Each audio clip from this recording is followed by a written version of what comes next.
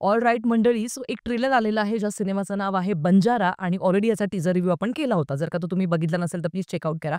जाणून घेऊया हा ट्रेलर मला कसा वाटलाय ते आजच्या व्हिडिओमधनं. सगळ्यात पहिली गोष्ट कास्टिंगबद्दल जर का बोलायचं झालं तर खूप सुंदर अशी स्टार कास्ट आहे. म्हणजे शरद पोंक्षे आहेत, सुनील बर्वे आहेत, भरत जाधव आहेत, इतरही बरेच जण आहे. ही झाली मोठी पिढी आणि छोट्या पिढीमध्ये आपल्याला दिसतंय सक्षम कुलकर्णी, स्नेह पोंक्षे, आदित्य धनराज आणि या संपूर्ण चित्रपटाची सगळ्यात मोठी खासियत म्हणजे सगळ्यात मोठं वैशिष्ट्य जे की मी टीझर रिव्ह्यूमध्ये पण मांडलं होतं, की प्रवास आयुष्यात का महत्त्वाचा असतो किंवा माणसाने अख्खं आयुष्य घरकोंबडं बनून एकाच चौकटीमध्ये न घालवता बाहेर पडलं पाहिजे. नवीन एक चष्मा चढवला पाहिजे डोळ्यावरती म्हणजे आपल्याला नवीन जग दिसतं, नवीन लोकांशी आपले संवाद होतात. त्या प्रवासामध्ये माणसाला बरेच सगळे अनुभव मिळतात आणि सगळ्यात महत्त्वाचं तर माणसाचे विचार प्रगल्भ होतात आणि ह्या सगळ्या गोष्टींमध्ये फुलवलेली एक कथा म्हणजे बंजारा.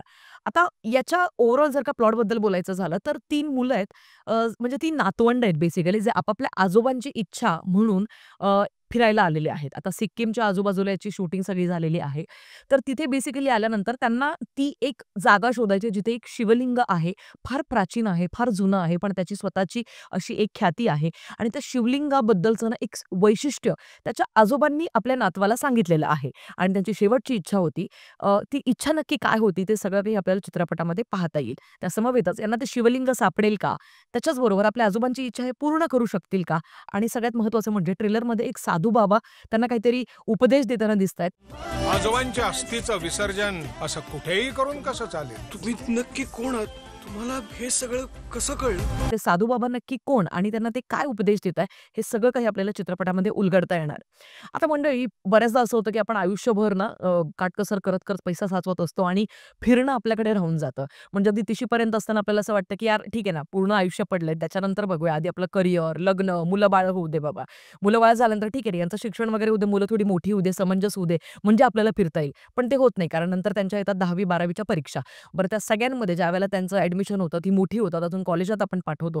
तेव्हा आपण विचार करतो, की यार आता आपण फिरू शकतो. पण तेव्हाही होत नाही. कारण ऑफकोर्स त्यावेळेलाही त्यांच्या करिअरबद्दलच्या गोष्टी, टेन्शन सगळ्या सुरू असतात. आणि मग येते आपल्या आयुष्यातली साठी आणि मग आपल्याला सुचतं, की अरे आपण आयुष्यात काहीच फिरलो नाहीये आणि हे सगळ्यात मोठं रिग्रेट असतं. त्याच्यामुळे जोपर्यंत हातपाय चालतायत तोपर्यंत फिरा, घराबाहेर पडा. थोडे-थोडे लोकेशन्सपासून सुरुवात करा, पण हे फार गरजेचं आहे आणि कदाचित हा चित्रपट आपल्याला हेच सगळं शिकवून जाणार आहे. खूपच रिफ्रेशिंग वाइब आहे ओव्हरऑल ट्रेलरमधनं आणि सगळ्यात मोठं वैशिष्ट्य ज्यावेळेला मला हे कळलं, की या चित्रपटाचं शूटिंग भारतातला हा पहिला असा सिनेमा आहे ज्याच्यामध्ये सिक्कीममध्ये एक असा डोंगर, एक अशा उंचीवरती जिथे 14,800 फुटावरती जाऊन शूट केलेलं आहे आणि असं त्यांच्याकडनं सांगण्यात आलंय. आता एकंदरीत नक्की काय-काय, कशा-कशा पद्धतीने सगळं त्यांनी कथा फुलवली असेल, ते आपल्याला चित्रपटामध्येच समजेल.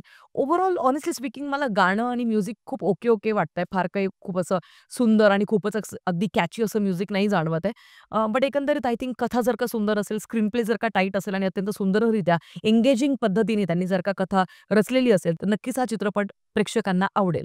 बाकी आता ओव्हरऑल सिनेमॅटोग्राफी, कलर ग्रेडिंग हे सगळं सुद्धा खूप फ्रेश वाटतंय आणि लोकेशन्स फार सुंदर आहेत यार. फार देखणी आहेत लोकेशन्स आणि जसं झिम्मानंतर बऱ्याच सगळ्या बायकांच्या झिम्माचे ग्रुप असे लगेच निघाले होते.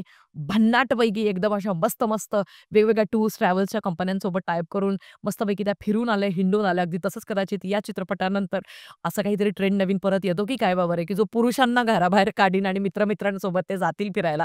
बाकी तुमचं काय मत आहे बंजाराबद्दल ते मला कमेंट सेक्शनमध्ये कळवायला विसरू नका. मी तर एक्सायटेड आहे बाबा कारण का भरत जाधव आणि सुनील बर्वे, शरद पोंक्षे सारखे दिग्गज कलाकार या चित्रपटामध्ये आहेत. बाकी तुमचं काय म्हणणं आहे? आणि हो, ते गाणं तुम्हाला आवडलं का? ज्याच्यात हिंदी, इंग्रजी आणि मराठी तिन्ही भाषांचं हायब्रिड असं एक गाणं बनवलंय आणि कदाचित ते सोनू निगमने गायलंय का? तेही मला कमेंट सेक्शनमध्ये कळवा ना. भेटूया पुढच्या व्हिडिओमध्ये. तोपर्यंत काळजी घ्या. Peace out. Climate cool, very wonderful. त्यात काय तर दिसलंय beautiful.